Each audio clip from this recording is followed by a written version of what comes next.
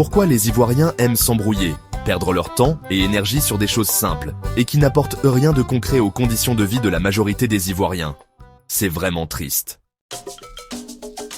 Depuis 2 ou 3 semaines, on ne parle que de l'éventuel retrait de la liste électorale, conformément aux lois de la nation d'un candidat à l'élection présidentielle, qui malgré qu'on ait enlevé tous les artifices recalés, tango, et, ou ne s'être jamais prévalu, a été incapable de se conformer à de simples règles d'éligibilité. Souvenez-vous de l'adage « Qui veut aller loin ménage sa monture ». Quand on nourrit l'ambition de diriger un pays, on prend cette ambition au sérieux, on y met toute son énergie, fait les sacrifices requis. Et on travaille dessus sur une longue durée surtout, quand on a vécu loin de ce pays pendant des années, et qu'on a d'autres nationalités, cela relève du sens commun. On n'a pas besoin d'un PhD pour savoir ça. Et on veut faire croire aux gens que c'est un problème politique ou de nationalité, alors que ce n'est ni l'un ni l'autre.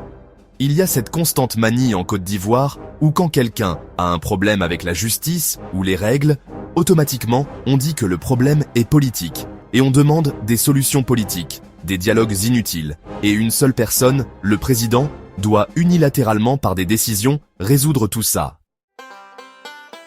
Si nous forçons tout ce pouvoir dans les mains du président, alors avons-nous un pouvoir judiciaire et législatif en place? Ça fait que tout le monde veut devenir président. Tout le monde se crée un parti politique.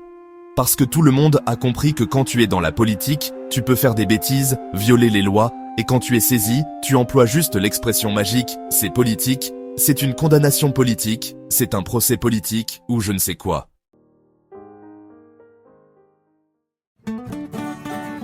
Il faut un état de droit pour garantir un développement continu. Rien de sérieux et permanent se construit dans l'anarchie.